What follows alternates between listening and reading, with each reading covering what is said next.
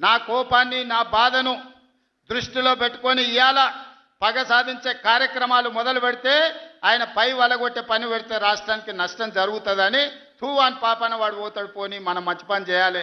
దేవుడు శిక్ష ఇచ్చిండు. నేను ప్రమాణ స్వీకారం చేసినాడే కూలబడ్డాడు, నడువిరిగింది. ఇంతకంటే పెద్ద శిక్ష నేను జైలు వేసినా అయ్యేదేం లేదు. ఆయననే ఫామ్ హౌస్ను ఒక బందీఖానగా మార్చుకొని చుట్టూతో నా పోలీసులే ఉన్నారు, లోపల ఆయన ఉన్నాడు. చెర్లపల్లికి పంపించినా చెంచల్గూడకు పంపించినా గదే అవుతుంది కదా. ఇక తిండి బరువు నాకు ఎక్కువ అవుతుంది. అదొకటి లోపల చెర్లపల్లి చెంచల్గూడ పెడితే ఆయన తిండే తినికి మళ్ళీ ఆయన ఏదైనా కావాలంటే అది చేస్తే సర్కార్కి ఎక్కువ ఖర్చు అవుతుంది. తిండి ఆయన సంపాదించి తిన్నా ఫామ్ హౌస్లే ఒక బందీఖానగా పెట్టుకొని చుట్టూతో మన పోలీసులే పహారా కాస్తున్నారు. ఇక ఆయన చేసిన పాపాలకు ఆయననే పోతాడని ఊరుకున్నా. ఎప్పుడన్నా ఏమన్నా అన్నానా? ఏమన్నా అన్నానే? ఎప్పుడన్నా ఏమన్నా అన్నానా? మీరు చెప్పురు. ఇక్కడ పాత్రికేయ మిత్రులు ఉన్నారు అందరు, నాకు కూడా దోస్తులే కదా వాళ్ళందరూ. చెప్పురు ఎప్పుడన్నా ఏమన్నా అన్నానా? ఒక్క కేసు అయినా పెట్టినా? పోనీ ఈ జిల్లాలో ఎవరి మీద నన్ను ఒక కేసు పెట్టినా? ఎన్ని పాపాలు చేసారు వాళ్ళు ఎమ్మెల్యేలు మంత్రులు మీకు తెలుసు కదా. ఎంతమంది ఆస్తులు గుంజుకున్నారు మీకు తెలుసు కదా. ఎవరినన్నా నేను కక్షతోనేమన్నా చేసినా? నేను ఒకటే అనుకున్నా, ఎవరి పాపానికి వాడు పోతాడు. మనం చూసినా చూడకపోయినా పైన దేవుడు ఉన్నాడు, పైనుంచి కిందికి చూస్తూనే ఉంటాడు. ఎవరిని లెక్క వానికి రాస్తూనే ఉంటాడు, ఎవరిని మిత్తి వానికి చెల్లిస్తూనే ఉంటాడని. ఆ మిత్తిలో భాగంగానే నేను ప్రమాణ స్వీకారం చేయడానికి పోయిన రోజే మంచం మీద నుంచి బోర్ల పడి మక్కెలు ఇరిగి మూలకు పడ్డాడు. ఇక ఆయన నిన్నొచ్చి పెద్ద మనిషిలాగా మంచి చెప్తాడేమో అనుకున్నా. తోలు తీస్తా అని అన్నాడు. తోలు తీస్తాడంటేనే ఇక నేను చెప్పదలుచుకున్నా, అయ్యేగా నా సంగతి వదులు కానీ మా సర్పంచులు వచ్చిండ్రు, రా ఏ తోలు తీస్తావురా? నీ తోలు తీసుడు కాదు, నిన్ను చీరి చింత కట్టి చింతమడకల ఏలాడేసి కొడతారో లేదో మా సర్పంచులు, రా కొడంగల్కి వస్తావా లేకపోతే మమ్మల్ని చింతమడకకు రమ్మంటావా? మా సర్పంచులను దోల్తా. సోయి లేని మాటలు, స్థాయి లేని విమర్శలు. ఒక్కటన్నా అక్కడికి వచ్చే మాట మాట్లాడిండా? 10 ఏళ్ళు నువ్వు పూర్తి చేస్తే, 10 ఏళ్ళు ఎస్ఎల్బి పూర్తి చేస్తే నల్గొండకు 4 లక్షల ఎకరాలకు నీళ్లు వచ్చేది. 10 ఏళ్ళు పాలమూరు రంగారెడ్డి పూర్తి చేస్తే పాలమూరు జిల్లాలో 10 లక్షల ఎకరాలకు వచ్చేది. కల్వకుర్తి పూర్తి చేస్తే 3.5 లక్షలకు వచ్చేది. భీమా పూర్తి చేస్తే 2 లక్షలకు వచ్చేది. కోయిల్ సాగర్ లేకపోతే ఏది చేసినా నెట్టంపాటు చేసినా నా మక్తల్ నారాయణపేట కొడంగల్ పూర్తి చేస్తే 1.5 ఎకరాలకు మాకు నీళ్ళు వచ్చి ఇవాళ కందులు వండించి జొన్నలు వండించి కల్తీ కళ్ళు తాగి బతికే పరిస్థితి మాకెందుకు ఉంటుండే? మేము కూడా మీ లెక్కనే మంచిగా పంటలు వండించేటోళ్ళం, మంచి బట్టలు తొడుక్కునేటోళ్ళం.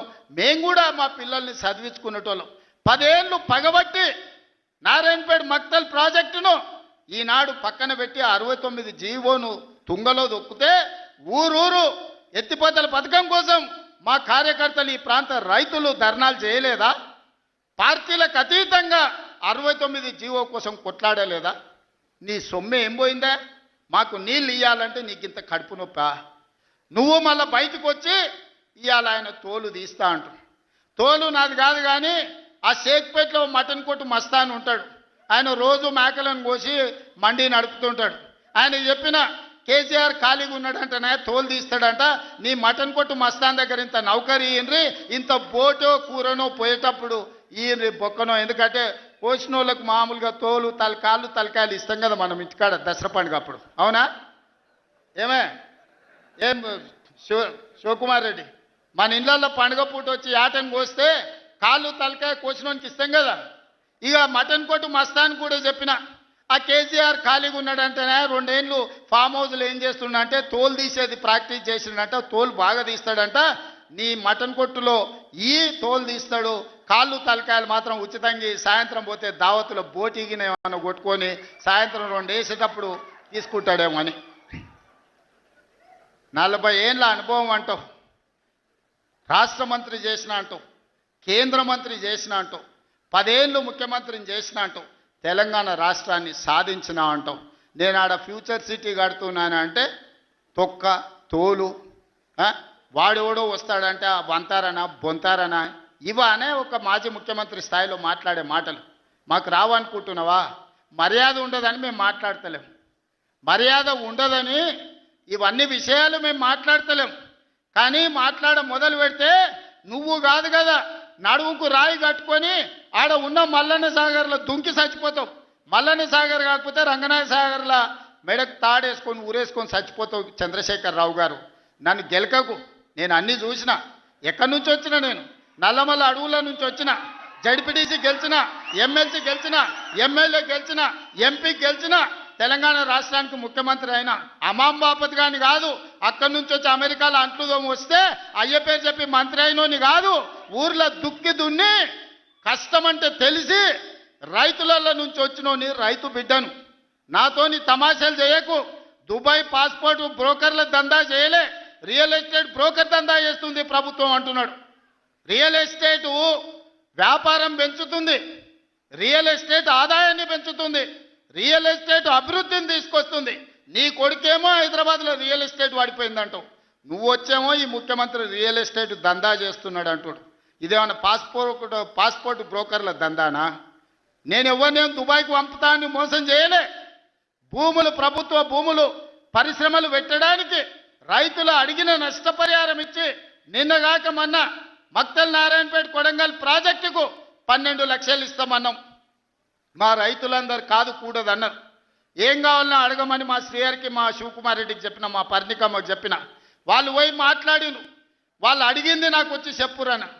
వాళ్ళు 20 లక్షల ఎకరం కావాలన్నారు. పిలిచి క్యాబినెట్లో పెట్టి ఎకరాకి 20 లక్షల దాకా ఇచ్చి 96% ప్రజలు ఏకగ్రీవంగా ఆమోదిస్తే వాని భూమి పోయిన దుఃఖంలో ఉంటాడు, 10 రూపాయలు ఎక్కువ ఇవ్వాలని 20 లక్షల ఎకరాలాగా చెల్లించి. నిన్నగాక మన లగచర్లలో లేకపోతే హకీంపేటలో పోలేపల్లె భూమి తీసుకున్నాం. మొదట్లో 7 లక్షలు అన్నారు. అధికారులతో పంచాయతీ పెట్టుకోరు. పాపం తెలిసి తెలియక వాళ్ళు చేసిన అబద్ధాలకు ఈరోజు పంచాయతీ పెట్టుకోరు. చివరికి అడిగినాం, 20 లక్షలు 22 లక్షలు కావాలని ఇచ్చినాం. ఇందిరమ్మ ఇల్లు కావాలన్నారు, ఇచ్చినాం. అక్కడ అభివృద్ధి ఏం కావాలన్నో చేస్తామని చెప్పినాం. ఆడకు జూనియర్ కాలేజ్ ఇచ్చినాం, మెడికల్ కాలేజ్ ఇచ్చినాం, ఇంజనీరింగ్ కాలేజ్ ఇచ్చినాం, డిగ్రీ కాలేజ్ ఇచ్చినాం, అగ్రికల్చర్ కాలేజ్ ఇచ్చినాం, వెటర్నరీ కాలేజ్ ఇచ్చినాం. ఈరోజు సైనిక్ స్కూలు ఈ రాష్ట్రంలోనే లేదు. సైనిక్ స్కూల్ని కూడా ఈరోజు లగచర్ల కాడికి తీసుకొచ్చి పెట్టినాం. ఇవాళ రాష్ట్రంలోనే ఒక ఆదర్శంగా 250 ఎకరాలలో ఒక ఎడ్యుకేషన్ హబ్ కడుతున్నాం. ఈరోజు మేం పోయి ఆ ఊరికో ఈ ఊరికో ఆ పట్టణానికో పోయి చదువుకున్నాడు కాదు, తెలంగాణ రాష్ట్రంలో నలుమూలల నుంచి కొడంగల్కి వచ్చి చదువుకునేటట్టు ఒక ఎడ్యుకేషన్ హబ్బే ఈరోజు కొడంగల్ కడుతున్నాం. ఇది మా విధానం. మేము కక్షల రాజకీయం చేయం, ఎవరి మీద కక్ష కట్టం. ఎవరి పాపానికి వాడు పోతాడని దేవుడి మీద నమ్మకంతో కష్టాన్ని నమ్ముకున్న వాళ్ళం. కొడంగల్ ప్రజలు రోజుకో 2 గంటలు ఎక్కువ పని చేసేటోళ్ళే కానీ ఎవరిని సొమ్ము ఆశించేటోళ్ళు కాదు. ఎవరి గురించి మేము ఆలోచన చేయం, మా పని మేము చేసుకుంటాం. కానీ మా పని మేము చేస్తుంటే కూడా కాళ్ళలో కట్టె పెట్టిర్రు అనుకో, ఇక మా సంగతి అయితే చూపుతామయ్యా. ఏమంటారు? అంతేనా? అంతేనా? 2 ఏళ్ళు ఏమన్నా అన్నానా? ఆయన మన బయటకు వచ్చి ఇక చూస్తా, తోలు తీస్తా, తాట తీస్తా, ఇక నీ సంగతి చెప్తా అన్నాడు. రా బిడ్డ రా, రా రెడీగా ఉన్నారా, ఇక అందుకే కొడంగల్ నుంచే చెప్తాం నీకు అని చెప్పి 3 రోజుల నుంచి మాట్లాడలేదు. ఇవాళ మాట్లాడుతున్నా. ఆయన కొడుకు చెప్తున్నాడు, మైకు ముందలకు వస్తలేడు, ఆయన దాచుకున్నాడు అని. నీ ముఖం ఎప్పుడైనా చూసుకున్నావులా అద్దంలా? పేడమూతి బోడిలింగం, నువ్వు కూడా నా గురించి మాట్లాడతావా? నీవెంత, నీ స్థాయి ఎంత? అయ్య పేరు చెప్పి బతికటోనివి నువ్వు, ఆంధ్రలో గుంటూరులో గుడివారిలో చదువుకున్న నువ్వు, నీకేం తెలుసు తెలంగాణ గురించి, మా పౌరుషం గురించి? నువ్వు కాదు, మొత్తం నీ జాతినంతా తెచ్చుకో. ఎట్లా తెచ్చుకుంటావు, ఏడికి రావాలనో చెప్పు. మా ఊరు అన్నారా, మేమన్నా మీ ఊరికి వస్తాం. ఎవడు భయపడుతుండో సంగతి తేలుస్తా. వెనకటికోసారి చెప్పిన గిట్లనే గజ్వేల్కి వచ్చి చూడు అని చెప్పిన, గజ్వేల్కి వస్తా బిడ్డ, నీ నెత్తి మీద కాలు పెట్టి తొక్కుతా అని. గజ్వేల్కి లక్షలాది మంది కార్యకర్తలతో పోయినాం, కాలు మీద పెట్టి తొక్కితే పాతాళానికి పోయిన మళ్ళీ ఇప్పటి వరకు తేలలేదు. ఇవాళ చెప్తున్న మీడియా మిత్రులారా రాసుకోండి, 2029 ఎన్నికల్లో 2/3 మెజారిటీ మన సీట్లు ఒకవేళ 119 ఉంటే 80కి పైగా సీట్లతోని 2029లో మా ప్రభుత్వం ఏర్పాటైంది. ఒకవేళ 153 సీట్లయితే 100 పైగా సీట్లతోని 2/3 మెజార్టీతోని తెలంగాణలో రెండోసారి కాంగ్రెస్ ప్రభుత్వాన్ని తెస్తాం. ఇది మా సవాల్. చంద్రశేఖరరావు గారు, తారక రామారావు గారు, హరీష్ రావు గారు, దయాకర్ రావు గారు, ఇట్లా చెప్పుకుంటూ పోతే వినోదరావు గారు, కుక్కట్పల్లి కృష్ణారావు